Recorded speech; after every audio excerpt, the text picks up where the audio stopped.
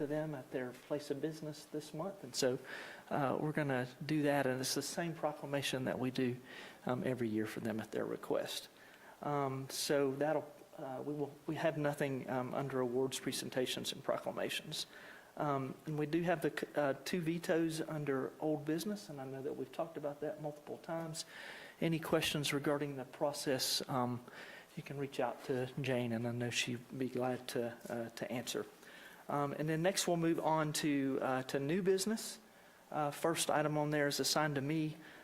This is that letter that we've talked about sending to Commissioner Holtkamp, just requesting that they consider us for SPLOST funds for a library in the future. And this was actually at his request that we do that. And so I think I made everybody's edits. I changed the date on there so that it reflects next Monday night. But if I need to make changes, just let me know.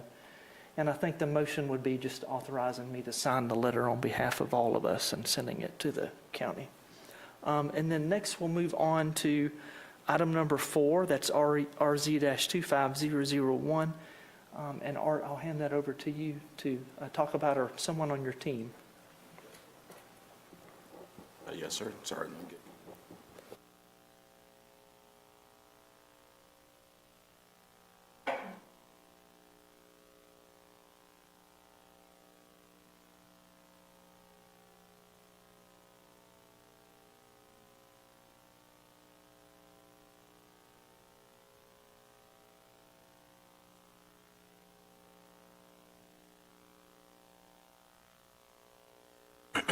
Good evening, Mayor and Council. The first item we have for your review is RZ-25001, which is a rezoning at 5243 Sycamore Road.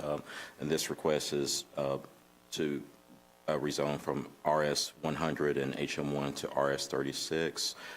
This property, or excuse me, this application has no recommendation from the Planning Commission. There was a 2-2 high vote. One member was absent. So here you can see the parcels outlined in the lavender color.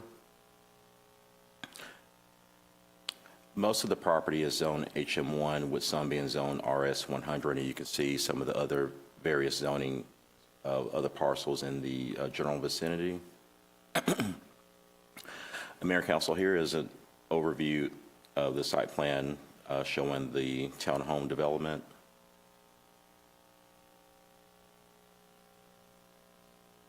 And here is another site plan showing the same. And the next couple slides will be renderings of the proposed townhomes.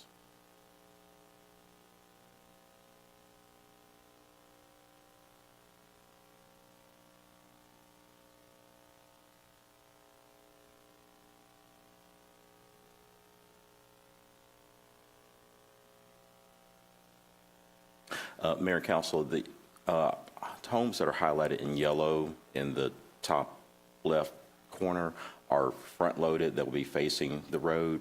So we just wanted to point that out to the council. And here, Mayor and Council, we have the typical lot layouts for the front and rear-loaded homes. This does come with a staff recommendation of approval with conditions. The development shall substantially conform to the site plan submitted with the application, particularly regarding its general features, placement, and alignments. However, alterations necessary to accommodate other conditions specified herein are permitted without Mayor and City Council approval, provided they align with the spirit and context of the approval as determined by the Planning Department. All streets, alleys, sidewalks, common area and landscaping, and stormwater infrastructure shall be privately owned and maintained by the Homeowners Association, or HOA, and a copy of the deed dedicating said infrastructure to the HOA and recorded covenants specifying maintenance of the infrastructure shall be provided to the city prior to approval of the final plat. And the developer shall establish a capital reserve fund with a minimum balance of $50,000 for the HOA for the use of future maintenance thereof prior to certificate of occupancy for 50% of the homes. And covenant shall stipulate that no individual owner may own more than 2 units within the community at one given time, that no more than 20% of the total number of dwelling units are leased at one time. At least 3 natural gas appliances shall be installed within each unit prior to the certificate of occupancy. The vertical plane of each dwelling unit's primary front and rear facade shall modulate back and forth with a minimum of 2 feet from the vertical plane of the dwelling units to either side. And units shall be constructed in such a way to create a unique character for each dwelling unit with cohesive design elements to unify the dwellings into the overall development. Building setback along Appling Road shall be a minimum of 10 feet.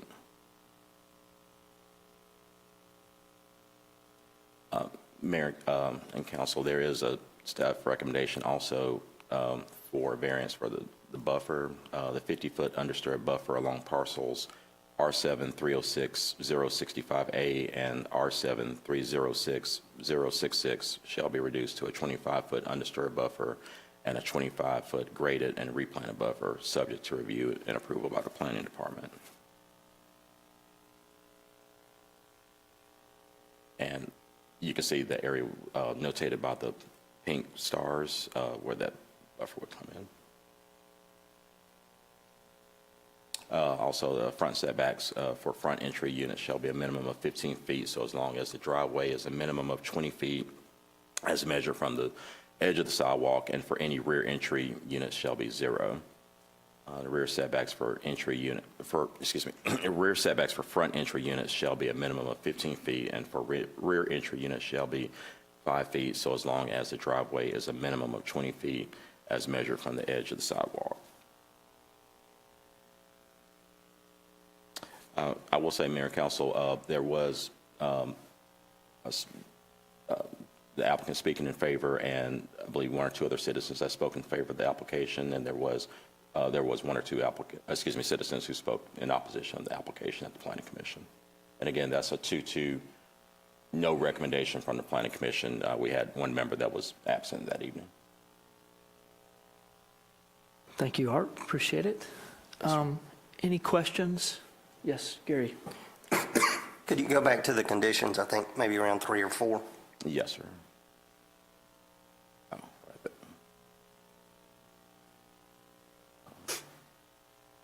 No, keep going up. Was it that one? Around 3 or 4, the condition 3 or 4.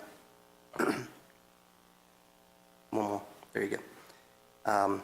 Number 3, covenant shall stipulate that no individual owner may own more than 2. Do we need to add individual owner or corporation? I'm more concerned about corporations coming in and buying a bunch of them than necessarily an individual owner. I don't know if the phrasing individual owner covers that or if it needs to be expanded. Sorry to jump on you right off the bat, Frank. But legally, does individual owner in condition number 3 also cover corporations? I would think it does, because owner isn't specifying whether it's an individual or a corporation. So owner is specifying that the same person, entity, whether it's an individual or a corporation, can't. Now, yeah. But it says individual in front of it, though, which I don't know if that modifies it to the extent that should be concerned, or maybe that should be removed. However you think is the best way to go. I just want to make sure it covers individuals and corporations. Yeah, you could just say no owner may own and take out the word individual. That would help clarify it. Okay, thank you. I was going to say, or we could just add, or corporation, I mean, if we just wanted to clarify. Yeah, absolutely. Any other questions? Yes, Josh. I think to kind of go along with Councilmember Perkle's statement there of really almost expanding that point and just putting in there, you're getting into the weeds here, but hey, you've got to have a stipulation regarding rentals that you have to live in the home for at least a year. That really gets to the spirit of what we're trying to go after, to where homeowners are owning these and they're renting them out for other or for folks who are looking, and not so much the corporations at the end of the day. So I've seen that in a lot of different covenants. Thank you, Josh. Yes, Meg? Yes, that brings me to the point, since we are talking about home ownership, has the applicant indicated a base average price for the cost of each unit? Logan, and then correct me, I want to say yes, ma'am.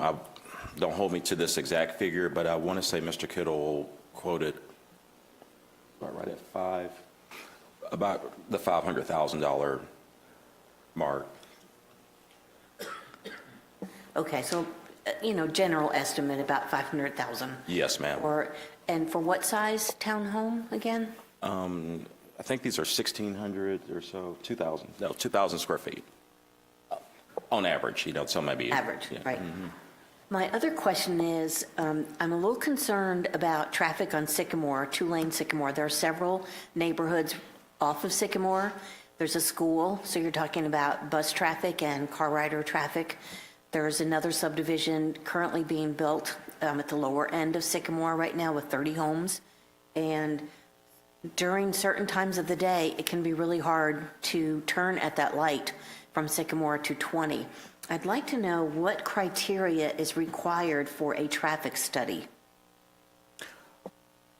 I'll have to look. I don't know right off if there is a certain threshold that we have for traffic studies outside of, say, something that's a development of regional impact. We do have traffic numbers that are available through GDOT's website to see what traffic counts are in terms of determining whether or not a study is needed. I'll have to go back and look to see in the development regulations if there is a threshold there, but that's something we can look into for this and for future requests. Yes, ma'am. Thank you, Meg. Any other questions or comments? Frank, we're not able to make a determination, approval or disapproval related to the cost of something. Is that a fair statement? I'm not sure I understood the question. We can't make a decision to approve or not approve based on the cost of a product. That was something that I thought, I just wanted to be cautious about the question that was asked and what we can use that information for. Certainly you can use that information as part of your consideration, but it should not be the sole basis for a decision. Yes, Josh. As I look at this rezoning and look at future ones that come down the pipeline, it just begs the question whether this council is going to vote to approve or deny this one next week. And I look at this assemblage that's on the market for sale. I mean, in my opinion, this is highest and best use case when it comes to it. So whatever else might come if we choose to deny this, I think we're always going to see some sort of townhome project wanting to go here. I just don't see any type of commercial. I know that is the want that I think we all kind of share in one avenue or another. But I just think when it comes to residential, this is what folks are looking for. And if we're looking for a number, and I know $500,000 to $600,000 plus, that is a steep price, especially looking at square footage and per acre cost per unit. But the concession there to get lower prices is more units. We have to give something up there in order for the developer to make whatever they're looking for. So I just want to throw that piece out there of however we decide to take this next week. I just don't know what else could come here and be put on these assemblage of lots other than A, residential, and B, some sort of townhome development for highest and best use. Thank you, Josh. And I think we all got an email today. One of the comments was that it needs to be commercial, but if you're worried about traffic, commercial is actually going to have more traffic in and out of there at all times. And so, I wanted to make that comment. Yes, Taylor.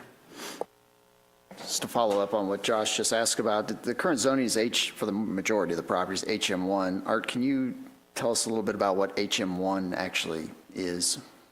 Some of the uses, sir. That's a industrial use, a light industrial use. So you could have car repairs,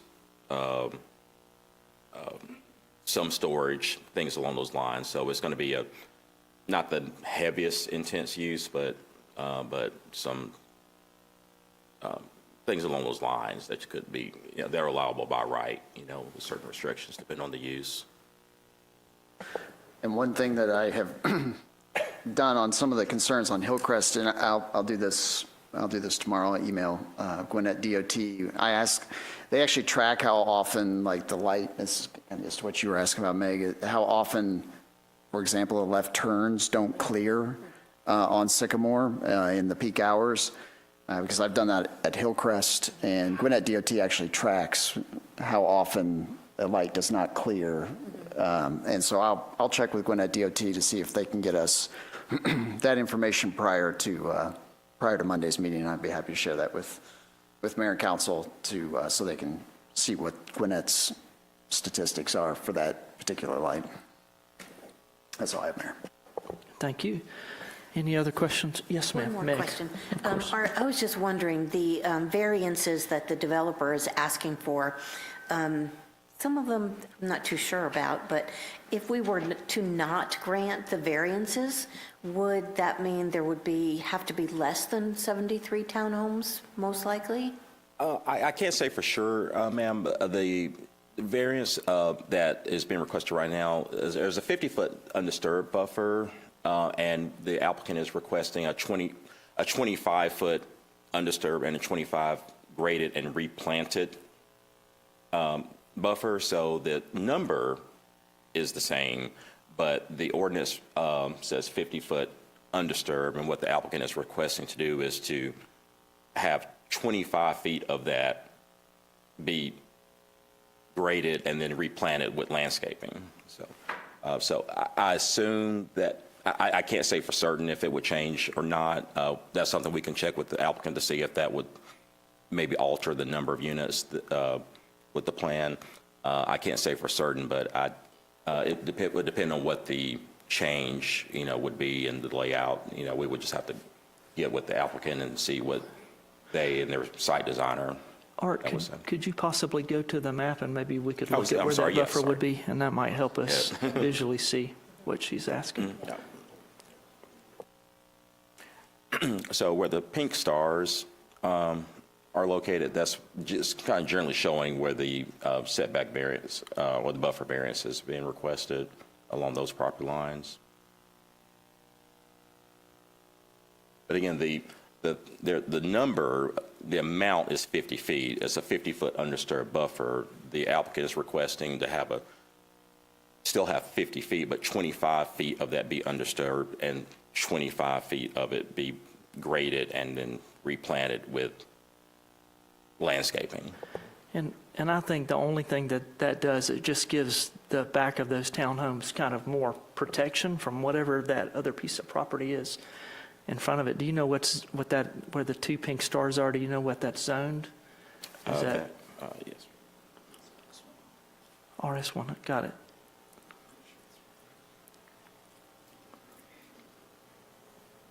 Oh, sorry.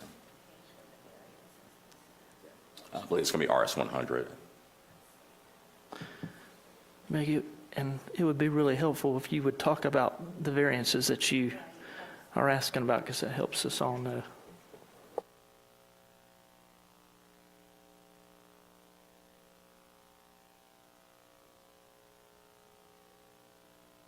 Oh, I'm sorry.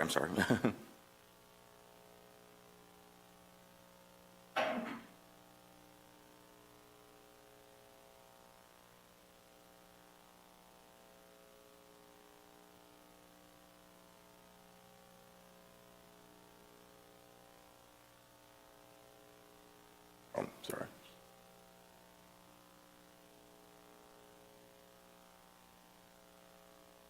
Here, sorry.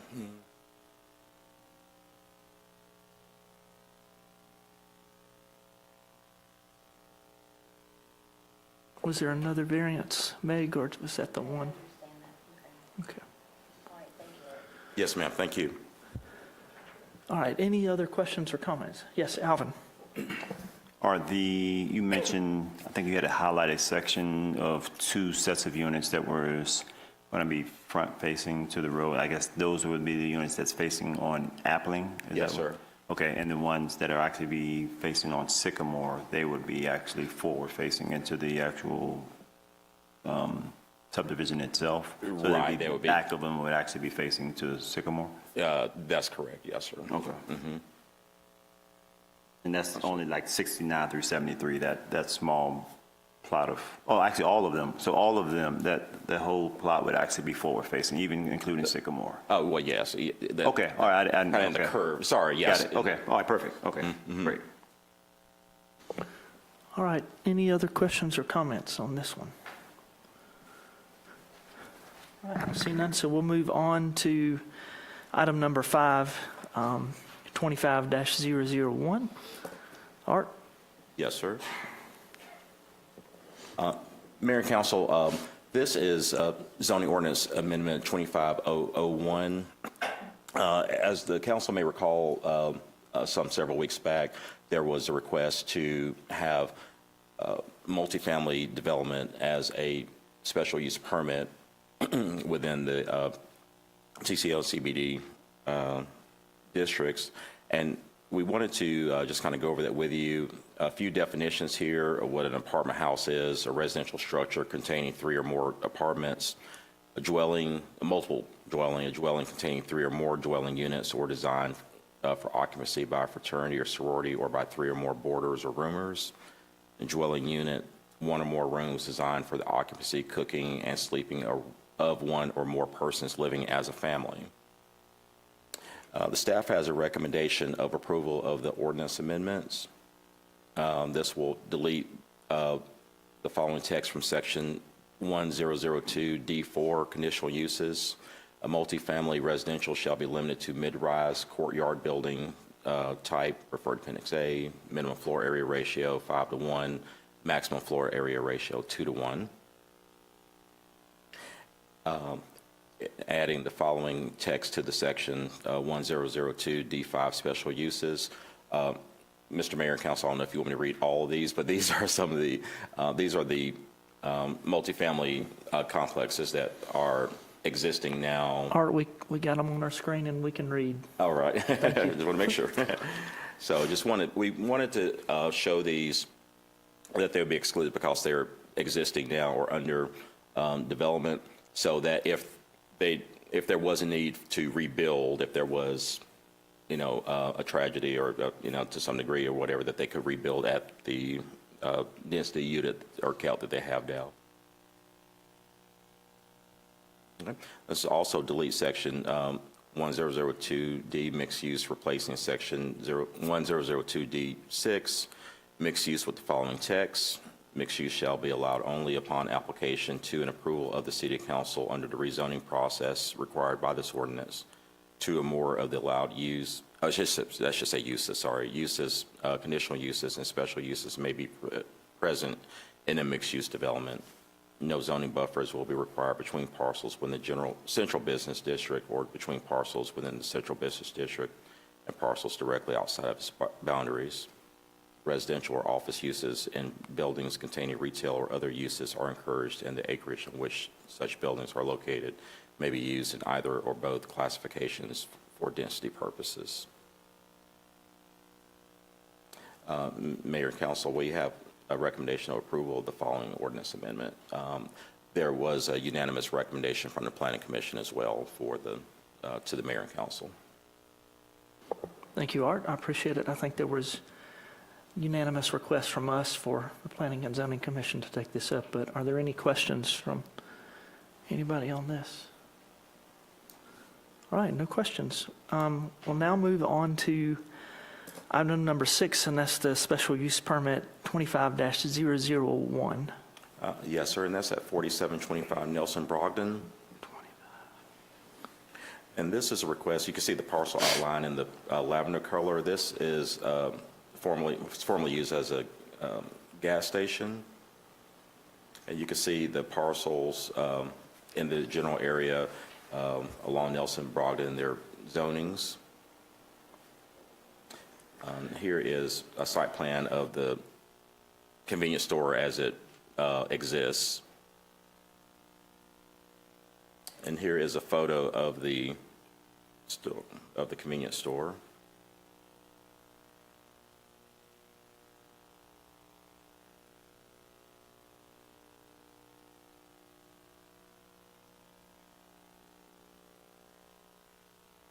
And Mayor and Council, the request is for a special use permit for use as a vehicle emission station. There is a recommendation from the staff for approval. There was a unanimous recommendation of approval from the Planning Commission as well. The applicant was there. Don't believe we had any opposition to that request. Art, can you just go back to the map? I'm having sorry. a hard time figuring out exactly where it is. I apologize. Everything we see is the rear of the building, so.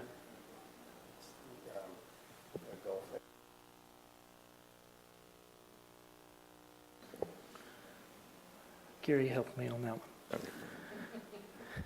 Any questions or comments about that? Yes, Taylor? Art, this may not be the forum or venue for it, but those pictures, as was something I was going to ask you about, was the condition of the property. The condition of the property is not very good. The pavement is broken up, and you can see there's some pretty significant ponding. Is that a code enforcement issue? Is that something that we really don't have much say in as far as the maintenance of this property? Because it's in poor shape, and I can't imagine driving your car through there and then getting an emissions test and driving through that pond to get out of it. Is there something, I don't know if a condition is appropriate for an SUP about that or not, but that overall, the condition of the property is needing some attention, but it may be outside the scope of the SUP. I do believe that the applicant had mentioned that he's looking at doing some tidying up, if you will, to the building. I think the applicant is here now, but in terms of the property itself, we can definitely take a look at that to see about some of the ponding issues, things like that, to see if there was some code enforcement items that we can take a look at and work in conjunction with the property owner and or the applicant to see and see what their plans are, and then that way we can hopefully have something to bring back to the council by next week. Is there anything related to like the condition of the asphalt or pavement in parking lots? Possibly, yes, sir, because I mean it could depend on the amount of impervious surface and things along those lines, you know, but we'll have to take a look to see what was permitted when the gas station was first built and so on and everything, but we're happy to check into that. Thank you. Any other questions or comments on this one? All right, we'll move on to item number 7, and that's the design review for Whitehead Road. Art? Yes, sir. Okay. Yes, sir, and this is at 1085 Whitehead Road. All right. And you can see the parcel outline in the lavender color there. Zoning is RS 150 with some of the other zonings nearby. And we've got some pictures here for you all.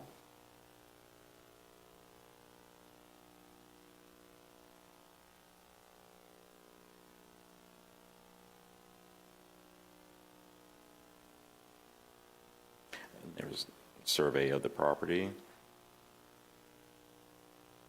And the request is to have a garage, an attached garage to be added to the home.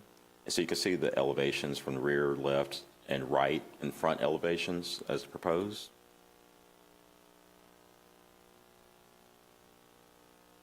And here is one overview schematic.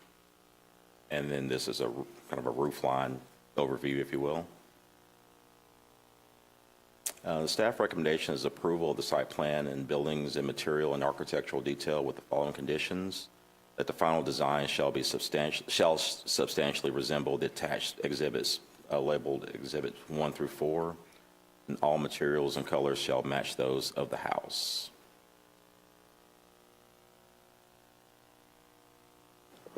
Thank you, Art. Any questions or comments about this? Yes, Gary? Does that meet all of the required setbacks around each side? It looks a little tight to that one, or tighter to that one border than the others. On the setbacks, I think I don't believe they're requesting any variances or anything. We'll be glad to double check just to make sure. Okay, thank you. All right, any other questions or comments? All right, we will move on to item number 8, Troy, the roadway improvement contract award. Thank you, Mr. Mayor. If we can Yeah, sorry. adjust.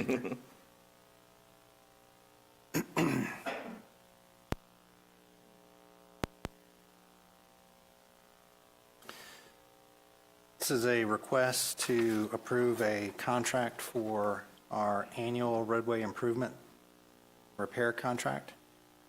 It is funded primarily through SPLOST dollars, but we are receiving $252,000 from the state for a portion of the project.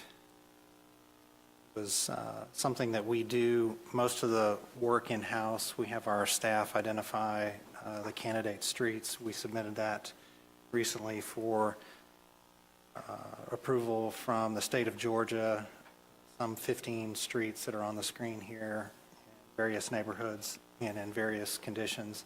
It's about a little over 3 miles of road repairs in different neighborhoods, some older than others, but includes things like edge milling, crack filling, patching, manhole adjustment, and in this case, we have very little striping as a part of the contract, but that is an eligible expense. We are proposing to complete sign replacement as a part of the program this year. So we're replacing street name signs and traffic control signs as a part of the program. There are some additional funds that we anticipate the state releasing, and when the state releases those funds, we'll bring back a recommendation to you for either adding to this contract or to propose a new set of pavement management. So it'll be a combination of new asphalt, as in this case, and some other pavement preservation methods. With that, I will say that we put together the bid documents in-house. We got 17 plan holders who are interested in the project, a lot more than we've seen in the past. So that's good for us. Bad thing for us is that the costs still are pretty high. So for these 3 miles, it's a little over $200,000 a mile for pavement repair, patching, the work that we propose to accomplish with this program. A new bidder was the low bidder in this case, which is Triple R Paving and Construction. They are out of Morrow. Most of the other contractors we've worked with in the past are on the list: Blunt, Garrett, Georgia Paving, Sunbelt, Baldwin. The bid from Triple R was verified for quantity calculations.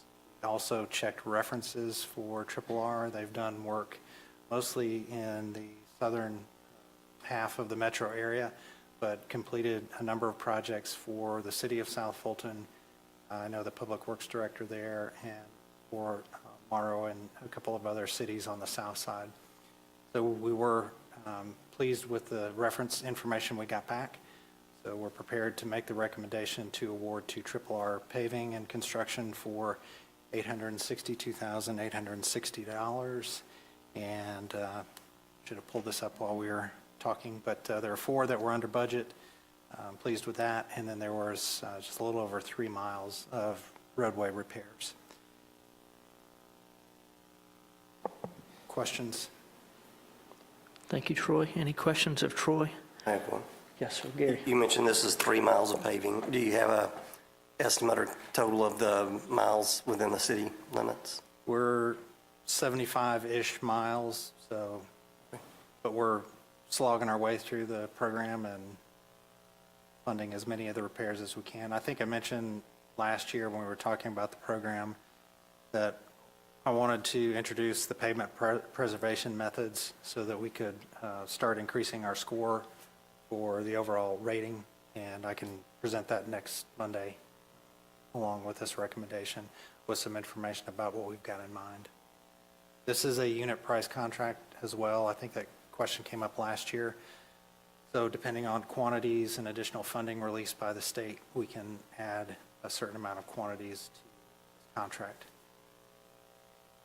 Thank you, Troy. The General Assembly, they approved the supplemental budget today, and it goes to the governor for his signature. So I would imagine probably within a couple of weeks he'll sign it, and then they'll be able to distribute the funds after that, so. Any other questions or comments?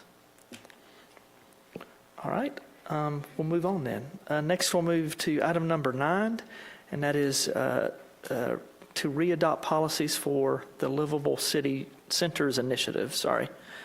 Troy, that's you as well.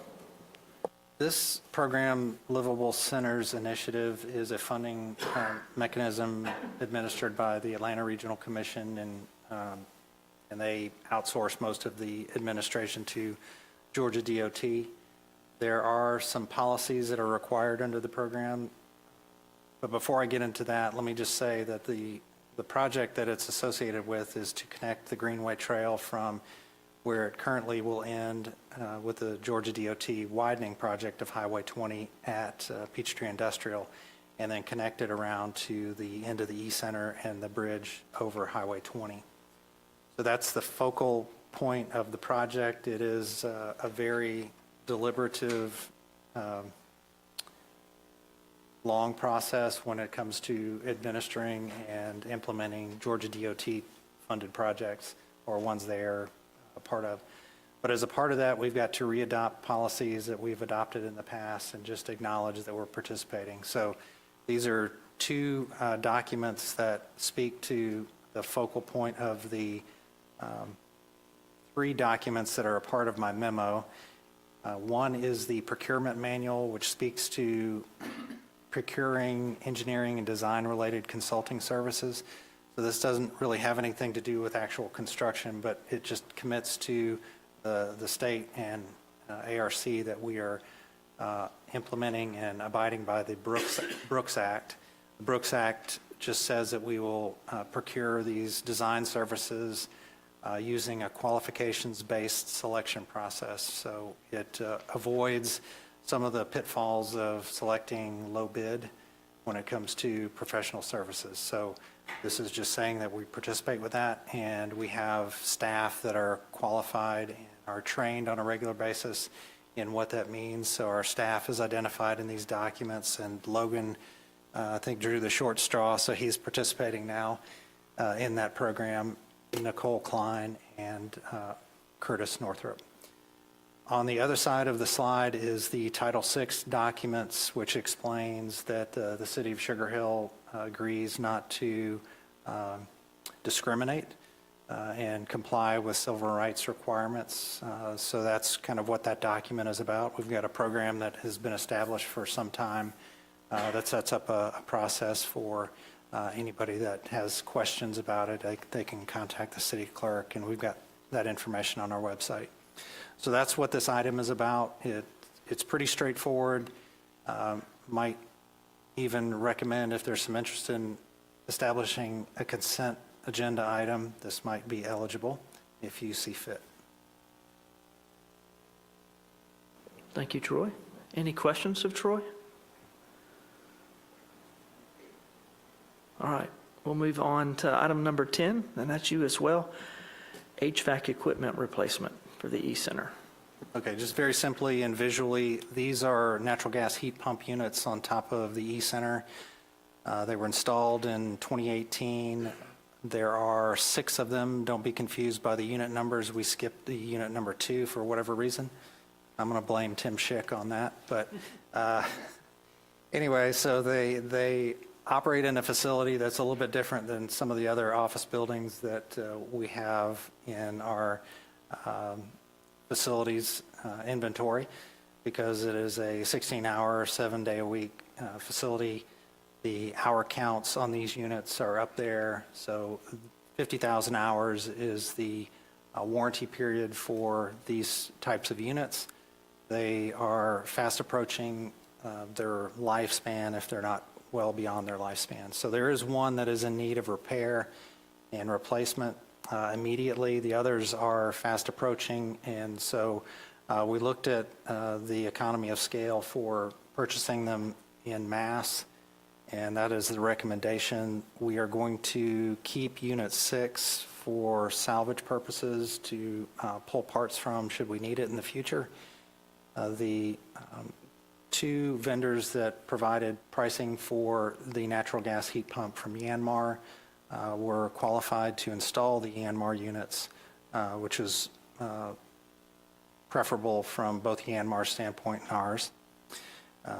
And then I think it's United also provided a price for an electric-only option that was $297,000. So we also, at the initial installation in 2018, we evaluated the cost savings from the energy associated with operating these types of units at the e-center. And we have received and seen about an $18,000 a year energy savings on the operation of it.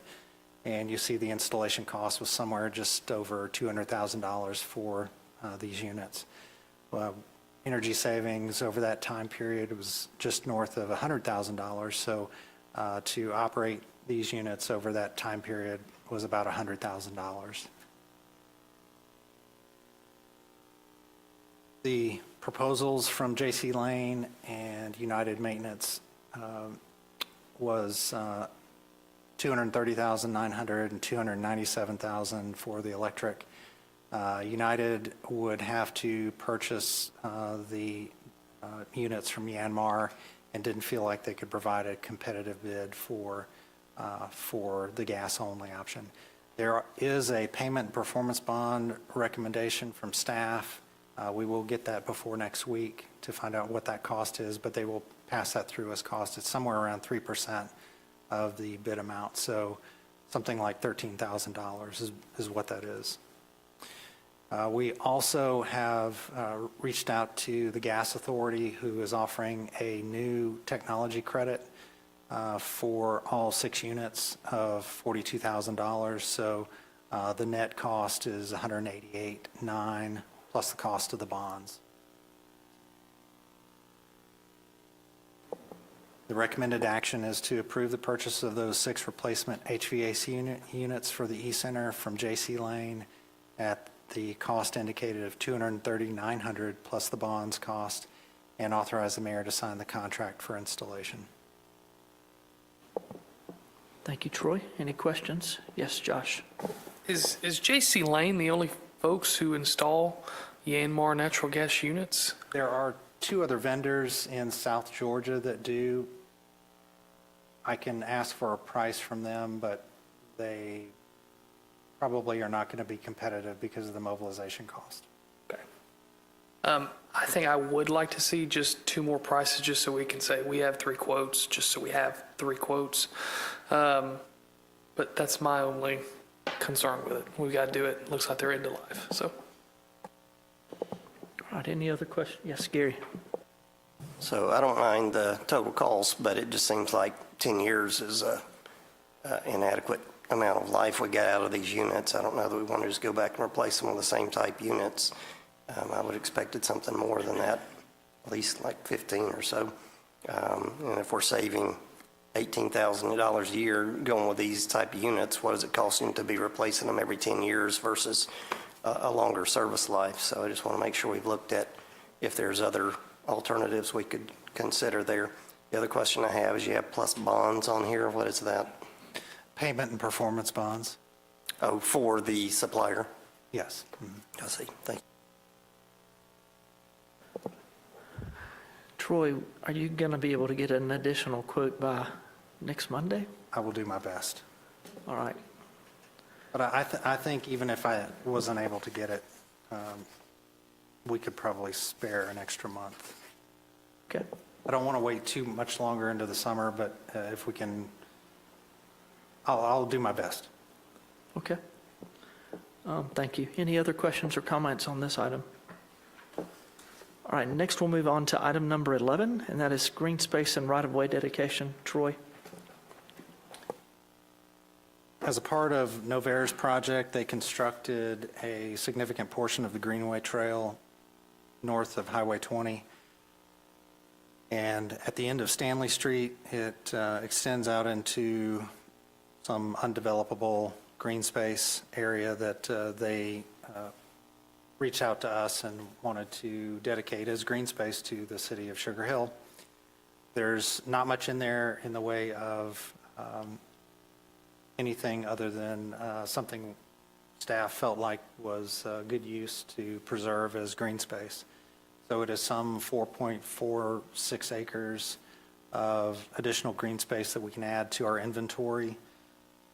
Currently had identified as a part of the Parks, Recreation, and Green Space Master Plan, some 30-acre deficit of additional green space to meet a 20% standard of the area of the city of Sugar Hill. And this chips away at that number.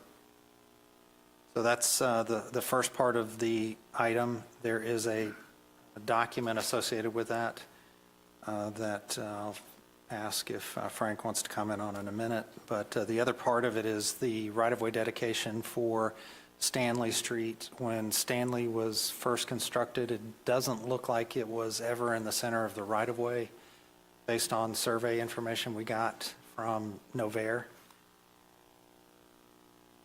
Anyway, this corrects that and is also part of the recommended action on this item to accept the dedication of the green space and the right-of-way for Stanley. And it is no cost to the city. At some point in the future, we will accept maintenance responsibility for the roadway. Thank you, Happy to Troy. answer questions. You got it. Any questions, comments? Yes, Gary?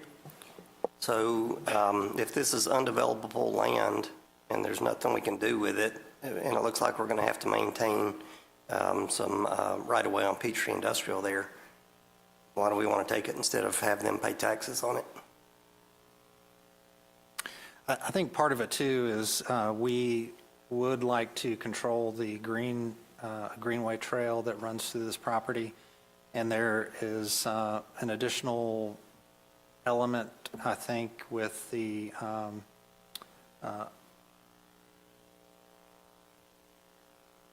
being able to control the green space. When I say it's undevelopable, that is my quick assessment. It's not an official declaration that it's undevelopable. So if they chose to sell it to another party, it could potentially be developed at this intersection with Lee Street, not Lee Street. I agree with you, Troy. All That right, is potential. So we That's good control property. more about it in the future. So, but I think the staff recommendation is that we keep it as green space. Okay, and can you tell us what the tax value of it is? Just email us. The tax value of the property, how much are we I giving up heard you. each year for that? I don't expect you to know that off the top of your head, but Yeah. if you just let us know. Sure. Thank you.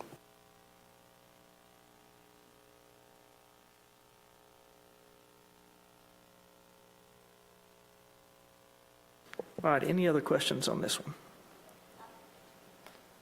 All right, we'll move on then to item number 12, Sweet Spot IGA lease renewal.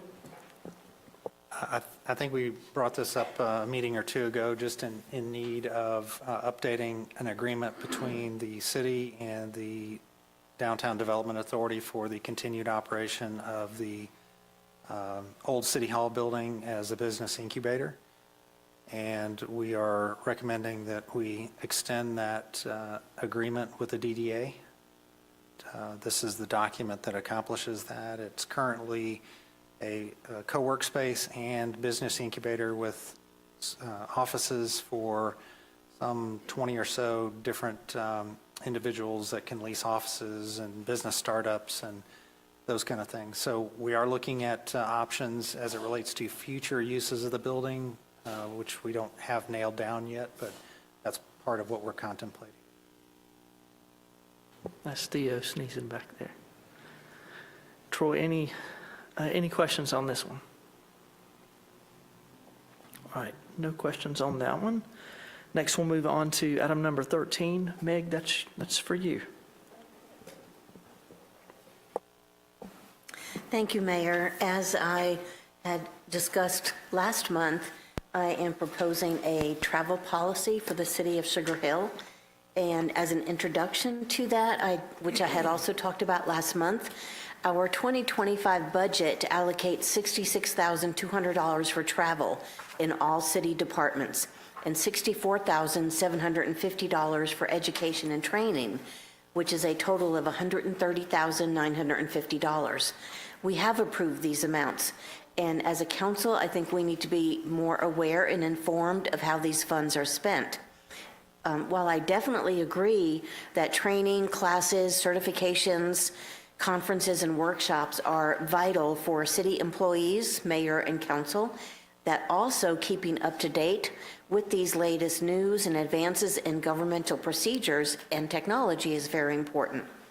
And in keeping with that, so that we have the best training and opportunities available for everyone, having a travel policy would enhance the knowledge that the council members have of these expenses. And according to the Georgia Municipal Association, with whom we work very closely, and I'd like to quote a passage in their guidelines, having a clear and reasonable travel reimbursement policy provides benefits for a municipality. A properly drafted policy demonstrates to the public that a municipal government is using its resources with efficiency and economy and creates an environment of honesty, openness, and integrity. A comprehensive travel policy strengthens a municipality's accountability to the public. And also, the GMA guideline states that having a travel policy advances the goals of the City of Ethics initiative, which the City of Sugar Hill does have. So therefore, I have been drafting a travel policy, which I sent to the council members and mayor and city manager, assistant manager, and our attorney and city clerk too.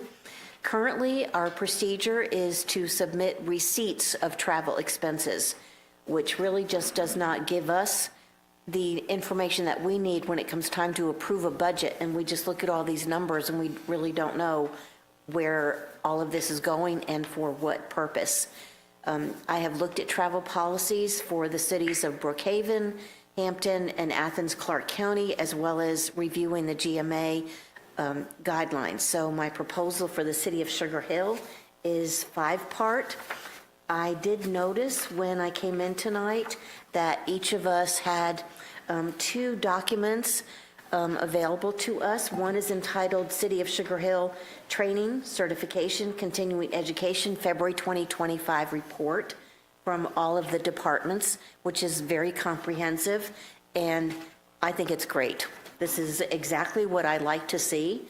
There was also another document here, February 2025 Training, Certifications, and Conferences, detailing what departments went to a training session or a seminar. This is exactly what I'm talking about. What I would like to see is not only this, but that we have this every month, and that this is also available to the public. The travel expenses, the training and education expenses, as vital as they are, we are using taxpayer money. So I think this is a huge step forward in providing the transparency that we're all seeking to provide the public with how we're spending their money. I'd like to have a discussion of the 5 components of the travel policy. Basically, what I'm asking for, I'm not getting as complicated in my policy as some of the other cities. I'd like to keep it simple, straightforward, easy to understand, easy to work with. And basically, it covers types of travel, such as automobile, which is, the mileage for that is set by the IRS. The mode of transportation, an employee should be using his or her own personal vehicle or city vehicle. Lodging expenses are paid by the city. At this point, right now, usually the city clerk's office takes care, if somebody says, this is what I want to do, they take care of, sometimes the city clerk's office, depending. She does that for the mayor and council. Other departments handle that. Not always does the employee have to set up their own lodging, but when they do, according to GMA, expenses for lodging reserved by the employee will only be reimbursed when lodging is booked based on the most economical reasonable, and convenient means available. And what we're looking at, usually these conferences are set up well in advance. An employee or a person in charge of making the registration and lodging has time to secure a reasonable lodging, which is often suggested by the institution putting on the conference, usually the GMA or the Gwinnett Chamber of Commerce or Municipal Gas Authority, the Carl Vinson Institute. Those would be some of the professional organizations that we use. And also, I'm asking that if travel, training, or education requires a flight out of state, that must be either approved by the city council or prior notice given to the council at least 2 to 4 weeks in advance. Airfare for the base, most airlines for their lower, either go by coach, basic, economy, and those, of course, would be covered by the city. But if the traveler chooses Comfort Plus, business, or first class, the additional expense of that flight should be paid for by the employee. And what we got tonight is what I'm calling a travel summary, and part of my report request that we have a travel summary, wanting to know what the event was, who attended, what the benefit was, and that we have these reports on a monthly basis. And that includes not only city employees, but also mayor and council, everyone up here tonight. And basically, that's what I'm asking for. And I think this is important for the city. This will enhance the knowledge that we have instead of just getting and submitting expense reports. And I certainly would like to hear discussion about a possible travel policy. Thank you. Thank you, Meg. Any questions or comments of Meg? And she did send those out to all of us and via email. Anybody? Taylor? I'll just comment that I appreciate Meg putting this together. I emailed her a list of questions last week after she sent the initial draft, and you sent out a new version of it today. I haven't had a chance to read all the way through it, but it looks, most of my questions she either answered or dealt with in the revised policy, so I don't see any issues with it for me. All right. Any other questions or comments? Good deal. We'll now move on to, unless you've got anything else, Meg, it's good. We'll now move on to work session discussion items, and Josh has those too, and I'll hand it over to him. Council, I come before you tonight to simply ask you what came first, the chicken or the egg. We are here to discuss chickens in residential zoning areas. Currently, the city of Sugar Hill does not have any ordinance that allow backyard chickens whatsoever. Our ordinance does allow up to 5 rabbits and 1 Vietnamese potbelly pig. That is our ordinance as it currently stands. Our sister cities around us, including Gwinnett County itself and the unincorporated areas, do allow backyard chickens. And of course, with our dynamic economy right now and chickens being in the forefront of everyone's mind, and didn't realize that many people ate as many eggs as they did, but I have not been able to purchase a 12 count of eggs for my daughter for the past 3 weeks myself at Publix. So this is what kind of spurred that. And then also looking, and like I said, our sister cities, Suwannee has a very comprehensive plan. Forsyth County has one. And those allow for our average lot size of about 1/2 acre to 3/4 of an acre, about 5 laying hens, no roosters whatsoever. Suwannee does propose, and this is something that was emailed out and also included in the packet, that they have a permitting process, so that kind of allows the city to track of how many chickens are in the city, but also the compliance part of it to make sure if something were to happen, if you got complaints, you knew exactly where to go, instead of just trying to track down backyard chickens in folks' backyard. So do want to have discussion tonight regarding, of course, backyard chickens and seeing thoughts and concerns. One question was already raised by Council Member Avery earlier today when I spoke to her. It would not, of course, change any sort of association guidelines. If association does not allow livestock, then I'm sorry, you can't have livestock. That's between you and your association. So they are more than likely going to be restrictive in that regard. So it would apply to parts of our city that were more than likely older and not in established communities per se, or ones that do not have current associations. So, Good deal. Thank you, Josh. Any questions or comments? Yes, I have Gary? a few comments. Certainly, I know the price of chickens and eggs has gone up, but the leading contributor to that, I believe, is the avian flu. And so we don't have any mechanism to monitor or deal with that sort of thing. The next item is code enforcement policies, which I think is going to be a nightmare for them dealing with chickens. Basically, the trend has been going to smaller lot sizes here. I just don't think it's appropriate in the city limits where I am on it. All right, any other questions or comments? Taylor? In talking through this, I think I like if this goes forward, the idea of permitting it, just so to what you were saying, so you can keep an eye on it, code enforcement can. I think one of the major concerns with chickens, of course, is always other nuisance animals, attracting coyotes, foxes, rats that would be interested in the food and other things. So I think that's always the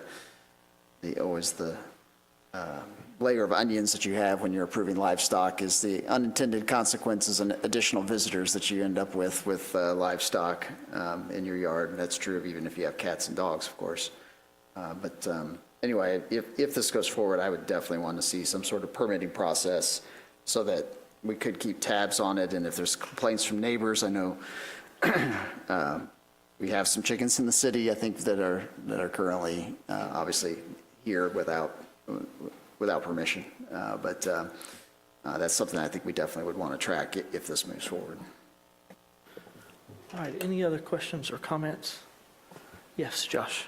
yeah, and in regards to quantities of chicken, like I said, I think it starts at a half an acre, I think is what Forsyth County did. So anything less than a half an acre, you can't have chickens, regardless of if you're zoned agriculturally or not, residential, whatever, you can't have them.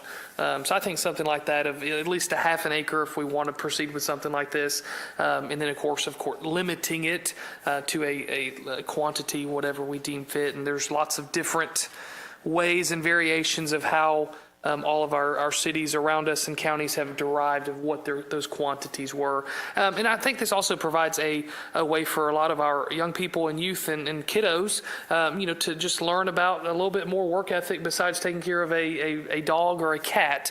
I know my wife loves livestock and loves farms and horses and all that fun stuff, and has been around them her entire life. And it's a different work ethic, taking care of livestock and chickens especially, versus just taking care of a dog, making sure it's fed and you walk it. It's something that has to be really taken care of. So a little bit opportunity there learning wise. So. Thank you, Josh. And I'll say, if my wife had her choice, we would have chickens, but we live in a homeowners association, restricted neighborhood, and I moved in there before we married, and so unfortunately she doesn't have that option. But I guess the only question I would have would be, how do we go from the idea to actually drafting something that we could consider? And I don't know the process for that. Would that need to go through the Planning and Zoning Commission, or what would need to happen there? Sorry, Frank, to put you on the spot. So in order to allow, your zoning ordinance currently prohibits chickens. So if you're going to allow chickens, you would have to make some amendments to your zoning ordinance.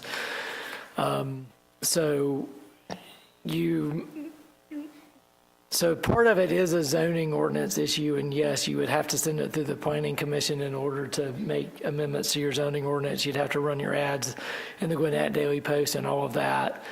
There's also, if you want to do a permitting process or other things, kind of like Swanee and some of the other jurisdictions, they also have a component to it in their city code of ordinances. So you may put it all in your zoning ordinance. You may change your zoning ordinance to allow chickens, but then put the permitting process and the rest over into your code. So it could be a couple of different ordinances that are involved. They could all be considered together, but you just have to decide if you want to do it all in your zoning ordinance or kind of split it up. Would there be interest by City Council to maybe direct the Planning and Zoning Department to maybe work towards pulling together some recommendations for us? I think so, and I have a question too. I know, Yes, ma'am. Art, when you heard code enforcement, oh my gosh, something else to take care of. But my question is, if somebody does want to have a chicken or chickens, and we did come up that we do have an ordinance, so I'm guessing someone would need to come in and fill out an application where they state how many they're going to have and what they have, what may be a picture of, or their, listing of what they're going to do, so that we have that on file, and they sign it, they get a copy of the ordinance, and if there's a problem, then with that particular situation, you can always pull that up and say, well, look, you signed this, we gave you a copy of the ordinance. So that's what I'm guessing. Yes, If the ma'am. ordinance goes through, that's how it would be handled? Yes, ma'am. I think you're generally correct. Whether it be by right, if you meet the limitations with zoning, or if it's a special use, whatever that process is, there would need to be some paper trail, if you will. As you said, that way the citizen or citizens would know the parameters for the keeping of the poultry and the care. And if there is a process to getting, to seek that permission, what that would be as well. And then if successful, then still having being knowledgeable of the care of the animals, the keeping, all those things. And if we do have this type of ordinance, I think we need to put in there the consequences of not following the ordinance and being in violation would lead to whatever, maybe pulling the permit, discontinuing the process. We would need to have a set of consequences in there as well. With what happens if there's a violation of that permit? And Frank, I'll let you help me with that. I have some thoughts, but maybe I'll let you start. Yeah, I mean, if you're doing a special use permit, then that might be different. But I think the way most jurisdictions have set this up, including Suwannee, is it's just a fine somewhere between $0 and $1,000. So a citation would be issued to municipal court because they have too many chickens, or they have them too close to the side yards, or they have a male or rooster and they're only allowed to have female chickens. You would essentially write them a citation to your municipal court, bring them to your municipal court, and your municipal court would fine them for being in violation of whatever standards you set forth. But as long as they meet the standards, they're allowed to have chickens. So you couldn't say, well, you can't have chickens because you violated this. I think you just have to say you've violated the conditions, you've got to pay a fine. And if you don't come into compliance, we're going to fine you $1,000 a day, every day until you come into compliance. And maybe it's cheaper for you to remove your chickens. But I don't know that you could order them to be removed when they're permitted under your ordinances. Frank he would be a hard municipal court judge, I can tell. Josh, I think you... I was just going to say, Gwinnett, or Suwannee, City of Suwannee's ordinance that was in the packet, I believe, that Jane had for us, they have their violation policy, what that looks like for them, exactly what Frank said. And also in their permitting, you've got to provide a conceptual plan showing the property with dimensions and appropriate location of existing, and the city may conduct site inspections of the subject property. So kind of open-ended, if however we want to take that. I think it's well-written to where the world is our oyster in terms of how we want to enforce and what that permitting process looks like and how that works best for our city staff if we want to move forward with that. All good? Sounds like everybody's okay with, most everybody's okay with. And ultimately, it's got to come to us at the end of the day. So, all right.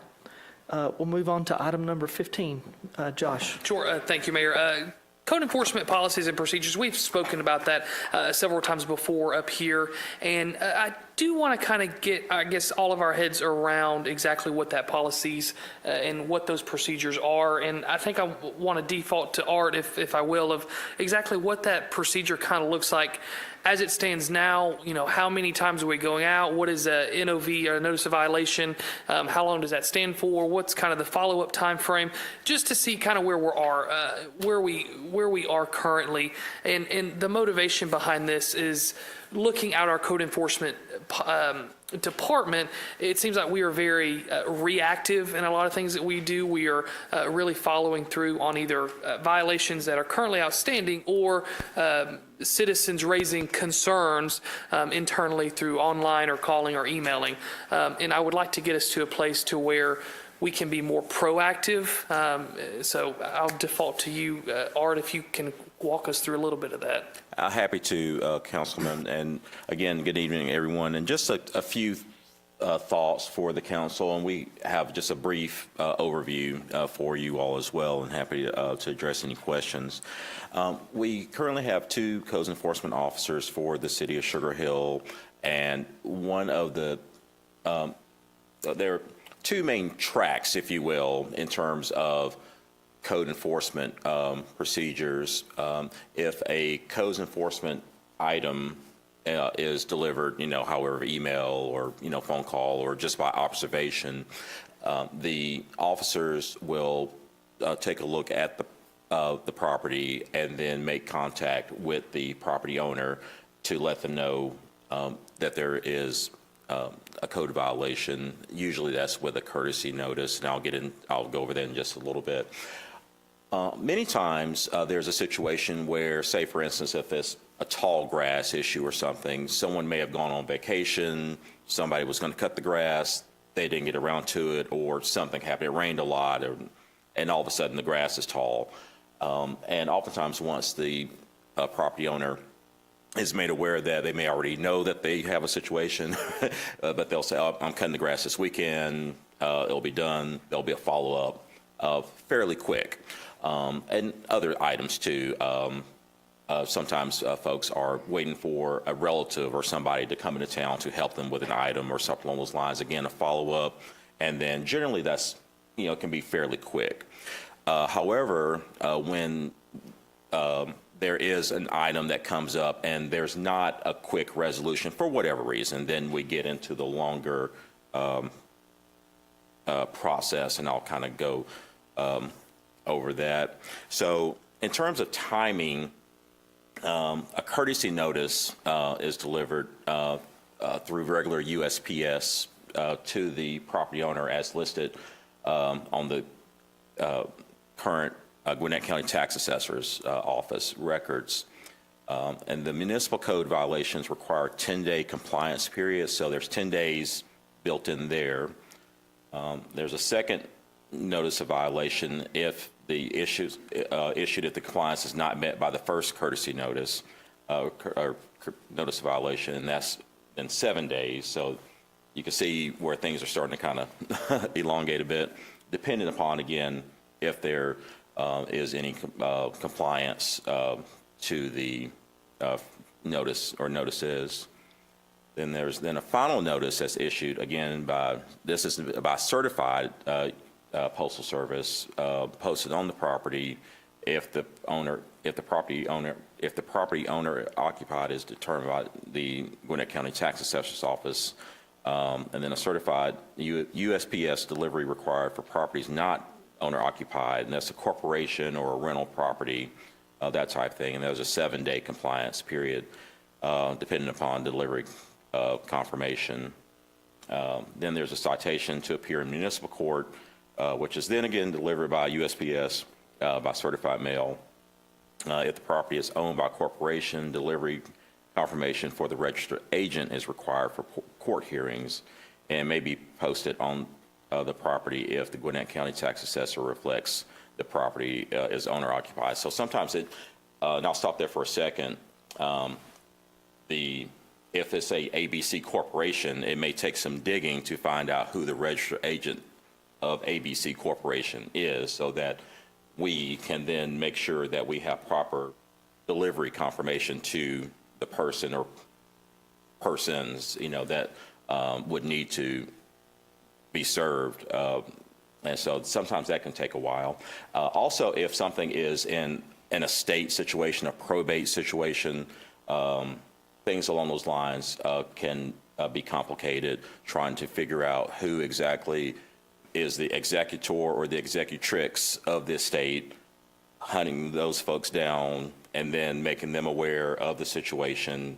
And again, if it's in any type of weird probate situation, then we have to see what the legal guidance is from that, so that can add time as well. So fast forwarding, if it does have to go to municipal court, which is held here, then of course the case is heard, the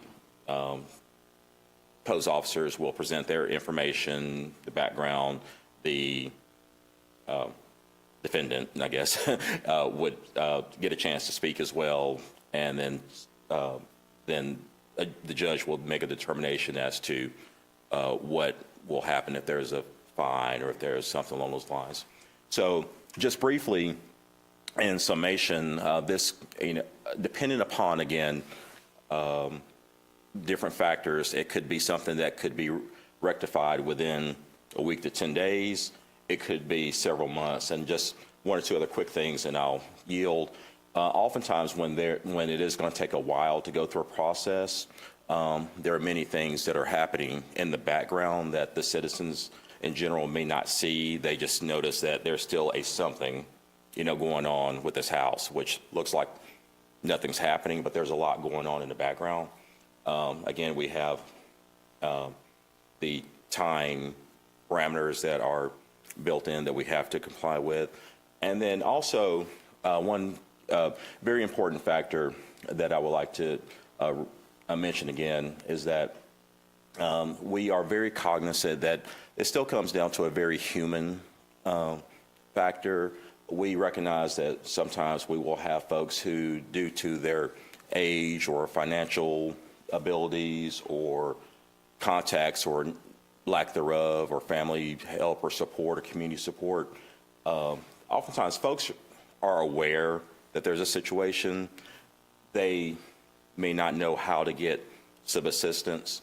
And I'll kind of lead into something else that we've been kind of rolling around in the department past couple months, is looking at what are some of the ways that we as a community might be able to be a bit more proactive in regards to helping our fellow citizens, whether that's a collaboration with some of the young people in some of the schools and home builders and other community groups, and see if we might be able to help coalesce some of those groups so that we aren't always just, hammering people, but if we're going to use a hammer, maybe we're going to use a hammer to fix that shutter. And in that way, we think that that would be able to build a lot of community pride, and I think really help community members get to know one another a bit better, because sometimes, you may recognize a face, but you may not know exactly what someone's situation is. So I'll kind of end with that, but that's something that we've been rolling around a little bit in the department. So we're still kind of talking through that, but I thought that would be something that the council might be interested to hear. Good, thank you, Art. And I'll let others chime in, but I know in the past we've had churches approach us and other nonprofits that are looking for projects, and Capo is always really good about keeping a list of people that needed help, and so I think that's a great idea. That's more of the community engagement side of code enforcement. It's kind of a hard balance between the two, but thank you. Yes, Josh. No, Art, I appreciate that. I think when it really comes down to it is a lot of our residential properties, I think that's the spirit that we need to go after, is how can we get the community invested and involved and take pride in the overall aesthetic of how our community looks. But on the flip side of that coin too is a lot of blight, if we want to call it that, comes from commercial properties or things not zoned residential. And I think that is a huge opportunity for us as council and the department to really proactively go after. And I'm not sure if that's, additional resources via staff or whatever that looks like. But I mean, just the SPU that came for the emissions. There were some questions on just the general aesthetics there and the ponding and everything like that. I'm very familiar with that property. I get, gas there from time to time when it's convenient on the way home, and I'm like, oh my gosh. And Gwinnett County is very proactive in how they approach commercial properties, and unfortunately, I have been the recipient of several of those for managed properties. I'm not ashamed to admit that. So, whatever we can do to really look and being proactive, and I guess that's just a conversation for us on how can we support that department and what that really looks like to, I guess, tackle, I think, our commercial and things not zoned residential at the end of the day, and really see how we can move the ball faster on those and work with our residential folks. Yes, sir. And just one or two other things too along those lines. Working with nonprofits, working with different community groups for information dissemination, if you will, to the community at large. Whether it's more information on the city website, partnering with other groups, to get that word out, and to try to curtail that as much as possible. And unfortunately, we do have, one or two, and one or two is all it kind of takes sometimes when signs, for instance, with different things, the fellows will go out on a Thursday or Friday, but Friday afternoon, evening, or Saturday, they're back. And then so Monday, they're do a sweep again, and it's just this continual type thing. So we know we have, some thing, some along those lines, but and that would maybe be more an enforcement type thing to look into, certainly. And I think the community focus is something that I think would be, I think good all around. But of course, that's, what council's direction. Art, I know when we adopted the 2025 budget, there was initially a conversation about an additional code enforcement position, and it ultimately didn't make it into the 2025 budget. Do you know, how do you compare to other cities? Are we understaffed? And having two, it just seems like that's not a whole lot, We've only looked at just a few the past day or so, Mayor, and I believe that the number of officers in with some of our neighboring communities, I think, ranges from about, we have two, I think, 2 to 4, something along those lines, depending on the size of the community. Not unincorporated Gwinnett County, I'm sure they have a lot more, but some of the other cities and everything, well, we can take a look and see exactly what some of those numbers are. But just from the quick numbers that we were looking at the other day, I think Lilburn, has 3, and I'll have to go back and look at Swanee's, but it was along those lines, but we can go back and get those numbers. I was just curious. Appreciate it. I know one challenge that I come across quite frequently is people will complain about a residential property that's corporate owned, and I think sometimes there's a challenge getting to those corporations that own the properties. I know that the General Assembly, the House today actually, for the first time, rental registries are prohibited in Georgia currently under the law, but the House approved today kind of a limited rental registry, but it would help with the corporate owned. It requires that a property manager be in the state if the company is out of state. It's kind of an interesting, Paul can probably talk about it more, but I think that might help a little bit. That might be a step that the state will take to help all of us. Paul. Thank you, Mayor. Yeah, the Georgia Municipal Association has been trying for years to get a rental registry requirement. The realtors and home builders and others and the apartment association always opposes it, but it's the Realtors Association that is the big big one down there at the General Assembly. But there is a bill that's in the House floor, and that at least is a step in the right direction. It doesn't give us a lot of maneuverability. It sets the number of units that are corporately owned statewide, and that would require to register, if you will. But it is, as you pointed out, Art, it's very, very difficult to follow the maze of corporate LLCs that actually own the property, and many will claim that they don't, that it's gone to somebody else. And if you recall, during the Great Recession, on the mortgage situation, we found that very similar, trying to find out who was responsible for the house that was vacant, had been foreclosed on. Sugar Hill didn't have as big of issue as some of our surrounding communities did. But I think having a rental registry would be the ideal. This may be the vehicle that would help us at least get our foot in the door, and then make it easier for code enforcement to be able to identify who is the registered agent and how we get in contact with them to go through into the enforcement. I think the data today was that Gwinnett County has the highest percentage of corporate-owned residential properties in the state, so. All right, Josh, thank you for bringing that forward. Any other questions or comments from anybody? Yes, ma'am. Art, I have two questions on the notice of violation procedures. One of the issues that had been brought to me is that sometimes there is a problem when the owner on record has a P.O. box. And therefore, when it's delivered to a P.O. box, sometimes registered certified mail just never comes back. So that seemed to be a problem in some instances last year.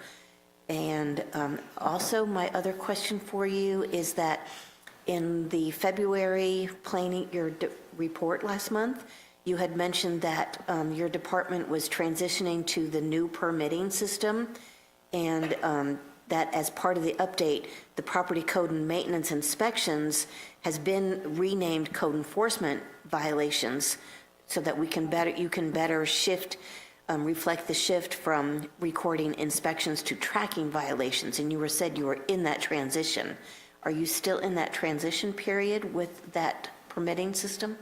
Well, with the overall system, yes, ma'am, because there are different modules in that system. The code enforcement module is one of them. So the answer to your question is yes, but we are hopefully going to be fully transitioned fairly soon, but we're still in that transition. With the P.O. box, yes, and I've had that experience before too, that what you just said, that sometimes they're just not, it's not picked up or answered to whatever degree. My best assumption right now, tying back to the rental registry, that might be something that might be helpful if there is or could be a requirement for a physical mailing address for that registered agent as opposed to just a P.O. box, so that might start to alleviate some of those obstacles, when folks just leave the mail there unattended. There may be a better opportunity if it's delivered to a physical street address. If there is a continuing, ongoing issue that just seems to be constantly not getting solved, can a city marshal go out and serve the violation to go to the home? I'm not sure about that, ma'am. I don't know.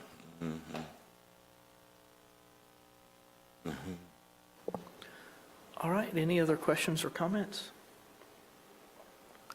All right, we will now move on to the city manager discussions and updates. We have somebody that's been very patiently waiting.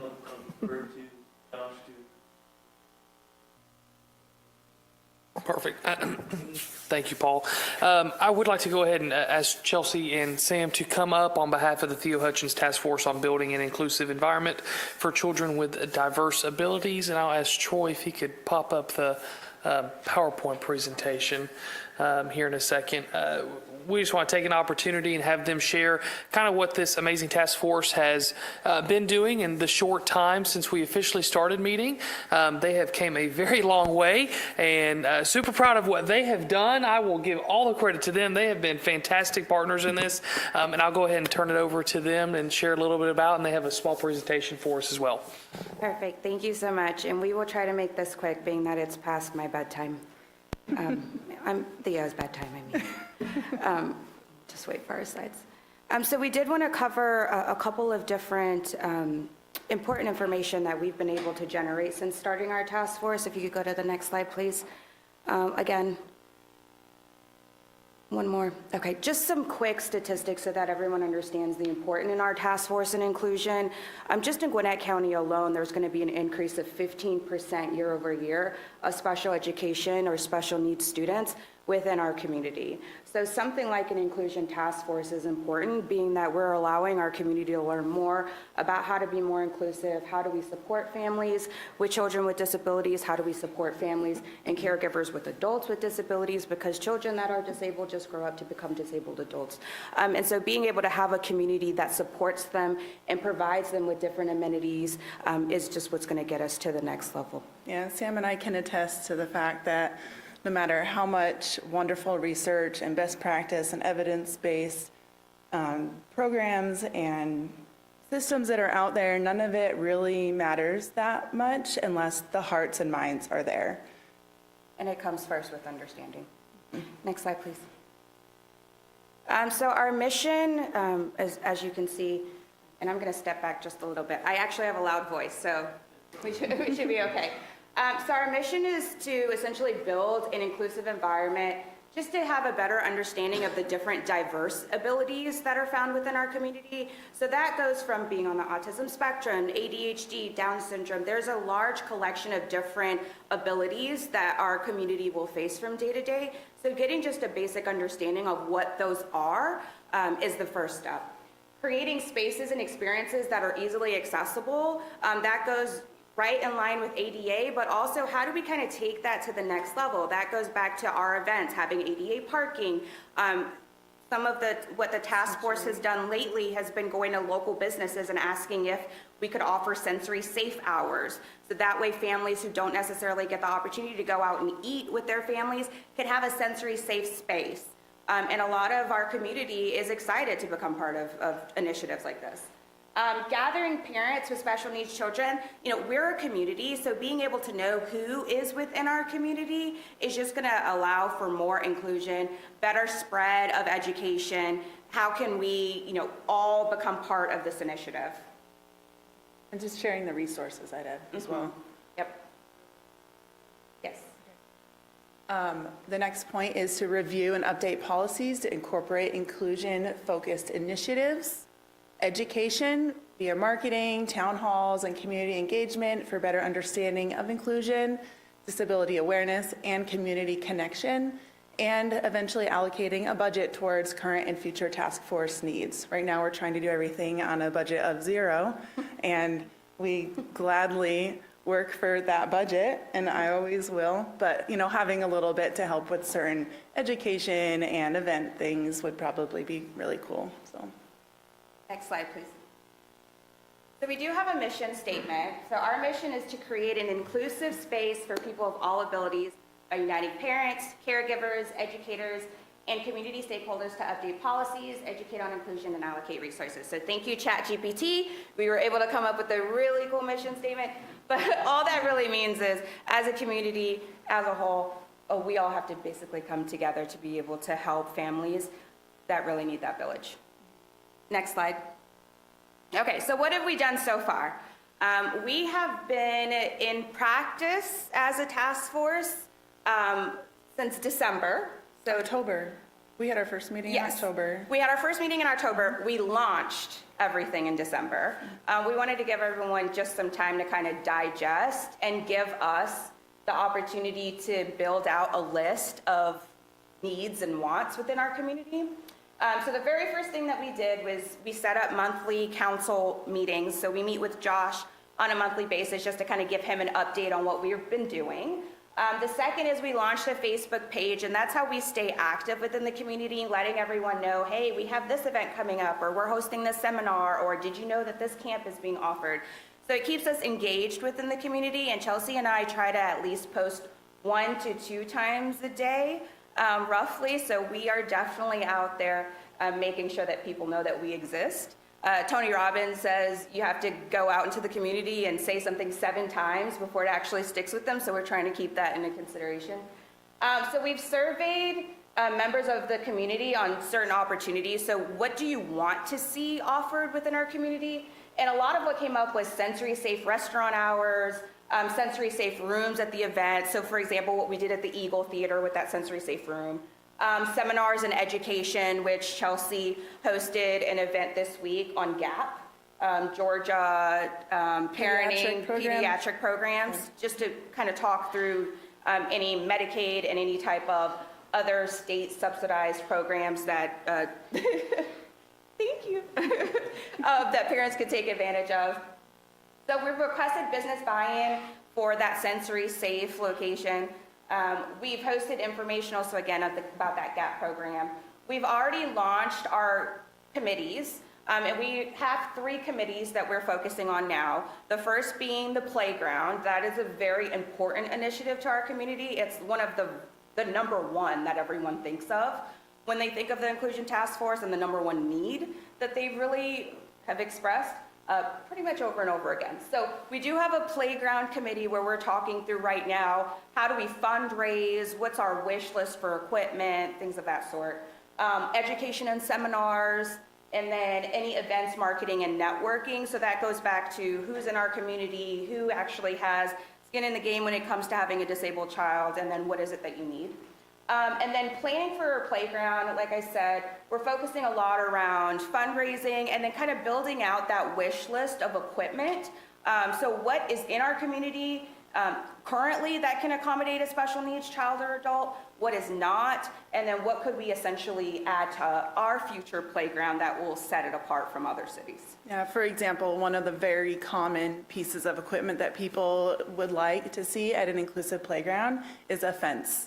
Something that is enclosed so that kids who might wander have a place to be kept safe, and the parents as well can feel safe bringing them to that playground. Question? Josh?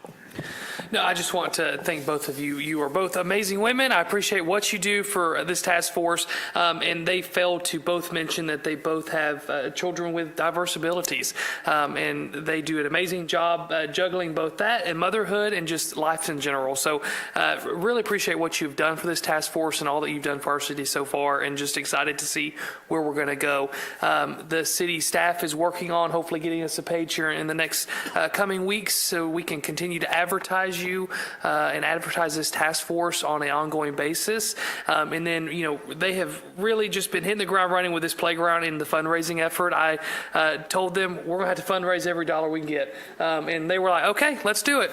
And that is A-okay, and there's some amazing ideas. So just thank you, thank you, thank you. Yeah, thank you. I brought Theo himself, but he decided to be shy. But he was very excited to come to the meeting tonight. He goes back and forth from being shy and not shy. I've He really noticed. does. He does. On the playground, I've also been having fundraising conversations with some of the larger corporations here in Sugar Hill, and there is an interest. You know, they're going to need, though, some guidance on how much what to fund towards, and so I'm hopeful we have the planning and community input money in the 2025 budget. I'm hoping that we can start that process soon so that we can have something tangible for again, those corporations to contribute money towards. And so, and I have been meaning to get with Josh and Paul about that, but I'm hoping we can do that pretty soon. Yes, sir. Josh. And let me add one more thing. I guess I'll be your first contributor. Page Association Manager Group will be happy to donate $2,500 to the playground. So however we want to see that fit, happy to be the first contributor to that. Thank Awesome. you. Awesome, thank you very much. We're excited to be creative too about how to do this. We've discussed plans about how to engage the businesses, talked about coming up with a letter to give to people, and stuff like that. So we're excited to start some of that. Good. Any other comments or questions of these ladies? All right, thank you. Thank you. Theo can go home and stay up for the rest of the night. All right, thank you, Josh. Thank you, Paul, for letting them go first. And I'll hand it over to you. All right. Well, thank you, Mayor. Councilman Avery mentioned the training, certification, and continuing education report.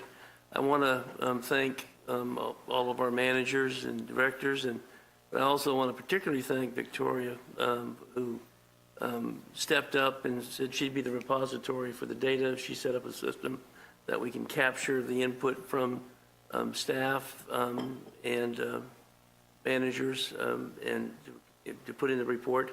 I think it is comprehensive, and I hope one thing I hope you see about that as a key takeaway is that diversity of the work of our staff and the work that they perform daily, and how each of these training and education opportunities helps make them better public servants. I know they take city resources seriously, and it was easy to collect the data. I mean, internally we know it because we approve it all, and we sign all their expense statements after the trip, after the work. So, but it was nice to it is nice to see it all in one place, and we will continue that. The second is the CDBG status report. I know that Councilman Avery, you mentioned that as well. We are anticipating a grant award probably sometime in April. Logan, is that correct? It will require the county commission to take action on it. And then we would be a sub-grantee from Gwinnett County, which gets their funds directly from the U.S. Department of Housing and Urban Development. We are continuing to work on the final structure of the Affordable Housing Initiative. And we do see the Sugar Hill Housing Authority playing an important role in the project. So going forward, Frank, to reactivate the authority, would it just be by resolution? And then appointing the members to the authority. If you want us to reach out to have people in social media, see if anybody's out there interested in serving, we can do that. But we'll need to have the council take action to appoint the members to the housing authority. And I think we have a specific agenda for them, because I think they'll play, as I said, a critical role as property manager, probably, and then eligibility for the folks who buy the units themselves. We'll have a detailed flow chart ready for the council to review prior to the April work session, so we'll hopefully get it out before work session, so you have time to digest it and have your questions ready for the work session. Cindy has been working hard on our tax billing and collection policy. We've been reviewing other city billing and collection policies as well as state law requirements. We are preparing a flow chart to show how the process goes from the annual property assessments done by the tax commissioner, how the digest is, the consolidation reports we get, the approved digest, to the millage rate, to billing, collection, fines, and notices for final collection, and then including filing of a lien and basically a 5A with the Gwinnett court system. That would be the last resort. But once we finalize our document and our procedures, we will seek legal counsel review, and then we'll share with council, hopefully prior to the council work session in April. Diane, Kane, do you want to come up and give a brief public safety update? But I wanted to go back to just what she's got on the way up here on the report that you have before you on training and education. I omitted, and I'll send it to you and put it in your, I'll probably send it by email, which will include all the training you see in our gas department.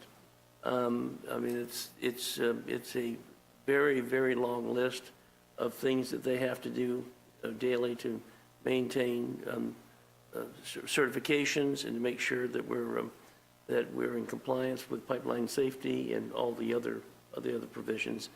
Alex is doing a great job as a director of that, but I think you would be overwhelmed by the amount of training that goes on in the gas department, so. Good evening, Mayor, City Council. Last month, we logged 1,890 activities, which included 424 residential checks, 342 business checks, 636 city parks and assets checks, and 5 community events. We had 7 outreach programs, which I also included some of it into our training report. We did the Sycamore Elementary lockdown drill, as well as the Lanier Middle School lockdown drill, because that's training for us as well, because we become more familiar with the schools, and obviously we have 5 schools in the city limits. We also participated in 2 weeks of the Youth Empowerment Program, Clubs for All at White Oak Elementary, and met with Lanier High School peer counselors. And our reserve marshals logged 103 hours of patrol last month, so they're definitely upping their hours. One thing I want to note is Deputy Chief Smith organized through GMA, we had defensive driving training that was provided, not just to our office, but we also provided to everyone, for all departments, for people that drive city vehicles. So that's good for us, as well as their personal insurance as well. That's all I have. Thank you. One of the things we have coming to the city over the next month, the city of Canton is having their council retreat up in Lake Lanier, but they want to come down and take a look at our downtown with their council and their staff. So they'll be here on March 14th. And then towards the end of March, the city of Houston is wanting to come down and take a look at our downtown as well. They'll be bringing a couple of their staff, a couple of their council members here to take a look at that. And that just reminded me of all the visits we've had to our downtown from cities across the state. Smyrna's been here, Powder Springs, surprisingly, Albany and Dougherty County in southwest Georgia, Jackson County in the city of Jefferson, Thomasville came here about a year ago. Snellville's been here, Lula, Gainesville, Stockbridge, the city of Pooler. They came here to look at our downtown, but particularly, I think, to take a look at this city hall. And if you go to the city of Pooler's website, you'll see this city hall in a much bigger version of it. But obviously, it doesn't have a basement because, you know, you set buildings on land down there, it squishes. So they've built it, but it looks very nice. And then we have Union City's been here, City of Dallas, City of Hampton, Mableton has been here twice, Stone Mountain, and Hiawassee. So with that, I'll ask Troy to give us a construction project and operations update. At the conclusion of his, that ends my report.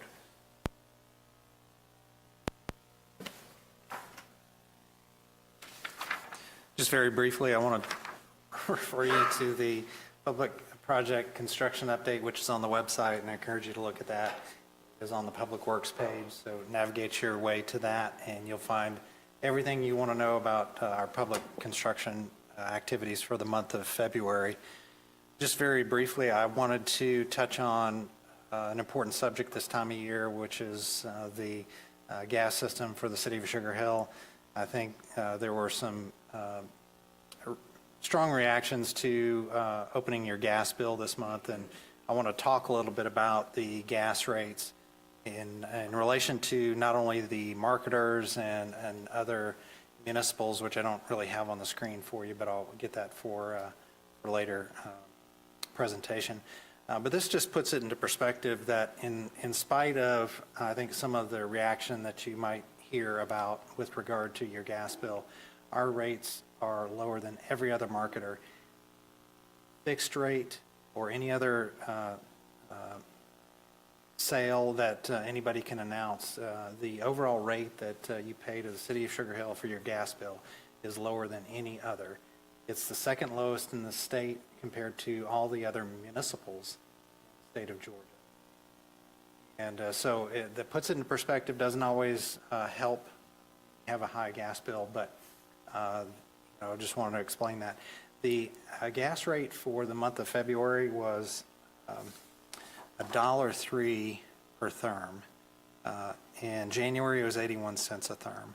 And the rate is built off, as you're familiar with, not only the gas that we buy on the spot market, but we prepay gas for the future winters. And so we stagger it based on the amount of usage that we expect to incur from November through March. And we buy amounts at a set rate. So when the market and the price are moving in the right direction, we score big. Sometimes we leave money on the table. Sometimes if the price is going down from year to year. So we still do a good job of preparing for advance purchases, and then obviously this Transco improvement will help us in terms of capacity and access to more gas, and not have to buy gas from other municipals or spot market. So I wanted to provide a little context to that, and that is really all I've got in the way of an operations update. That was quick. Thank you, Troy. That is the end of our agenda, and we do need to have executive session because Frank is going to update us on a legal matter that I think is important for us to know about. And we may have a couple real estate discussions, but not a whole lot. And I don't think we'll have any action to take outside of executive session, but we'll be back when we're done. Is there a motion to go into executive session? Have a motion from Mr. Hicks. Is there a second? Second. Second from Mr. Anderson. All those in favor, raise your right hand. All right, we're going to go into executive. All right, we are back from executive session. We discussed one legal matter, 3 real estate matters, and 1 personnel matters, but we do not have any action to take out of executive session. And so I'll entertain a motion to adjourn our March work session. If there, have a motion from Alvin. Is there a second? Second from Josh. All those in favor, please raise your right hand. All right, we are adjourned.